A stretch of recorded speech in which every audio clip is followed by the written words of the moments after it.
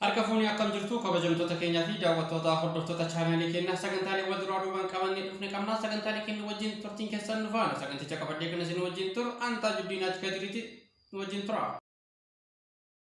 Magaalaan Finfinnee magaalaa daldalaa fi industiriiwwan gurguddoo taatee akkuma beekamtu. Haa ta'u garuu qaamoleen giddugaltummaadhaan daldaltootaa fi jiraattota irratti qala'iinsa gabaa haala hin taaneen ol kaasuun isaa kan yaadatamudha. Kanuma boodeffannee bulchiinsa magaalaa Finfinnee maal hojjetaa jira, akkamitti jirtan waan jedhu gaafannee turre. Bulchiinsa magaalaa Finfinneetti kabajamtuu itti aantuu kantiibaa bulchiinsa magaalaa Finfinnee Aadde Adaanech Abeebee haala kanarratti deebii kennanii jiru. Hojjechaa turre kanaan dura yeroo ibsa laannu rakkoon tokko dhiyeessidha jenneera. Gara dhiyeessitiin akka dhiyeessiin dabaluu danda'u hojiin hojjetame bu'aa buusuu danda'ee jira. Akka arginutti immoo waldaaleen kun hanqina maallaqaa qabuyyuu hanqina maallaqaa san hiikuudhaaf bulchiinsi magaalaa murtii murteessee gara miliyoona 500 dhiyeessuu danda'ee jira. Isa fayyadamanii gara biraatti odoo maallaqa san hin geessin kallattiidhaan dhiyeessiin uummataaf akka dhiyaachuu danda'u gochuu danda'anii jiru. As keessatti hojii gurguddaa lamatu hojjetame. Inni tokkoffaa dhiyeessiin akka dabalu gochuudha.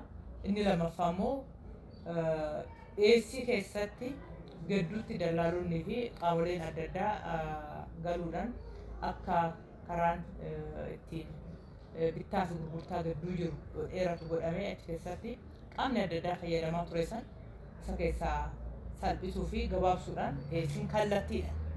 Qaamni bituu fi inni gurguru kallattiidhaan akka wal arguu danda'u gochuun danda'amee jira. Kan xiyyeeffanne xaafii irratti, xaafiin akkuma agartan bal'inaan dhiyaatee jira. Kana qofaa miti ammas dhiyaachaa jira. Kanaafuu gara fuulduraattis gabaabbachuu danda'a dhiyeessiin jedhamee too sodaan gama saniin uumamaa jiru sirrii miti. Bal'inaan qonnaan bulaa keenya wajjin walitti hidhamiinsa uumuudhaan akka dhiyaatu gochuun danda'amee jira. Kun egaa faayidaa kan biraas hin qaba. Qonnaan bulaan kallattiidhaan odoo dallaalaadhaan hin miidhamin oomisha isaa dhiyeeffachuu danda'u.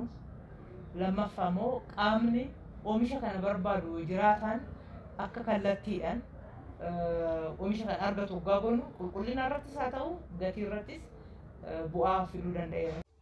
Kabajamtoota keenyaa fi jaalatamtoota keenyaa qophiin qaala'insa gabaatee wal qabatee dhiyeeffanne kan fakkaata. Qophii biraatti hanga walitti deebinutti turtiin keessan nu faana.